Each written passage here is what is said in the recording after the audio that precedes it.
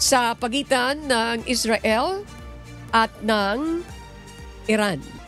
Ayon kay DMW USEC Bernard Olalia, naka-heightened alert na ang mga migrant workers office sa Tel Aviv at mga karatig bansa habang inaayos na rin ang libreng repatriation para sa mga nais umuwi. Sa ilalim ng Alert Level 3, pinapayagan na ang voluntary repatriation, ngunit kasalukuyang sarado ang airspace ng Israel, kaya't naghahanap ng alternatibong ruta ang gobyerno. Tiniyak ng DMW at OWA na naka-standby ang mga contingency plan para sa rescue, pansamantalang matutuluyan at agarang pagbabalik bansa ng mga Pilipinong apektado ng krisis.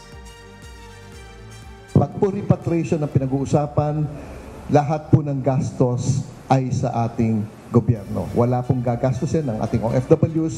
Kung ang kanila pong pamilya ay naririto sa probinsya, makipag-ugnayan po sa aming mga regional offices, no?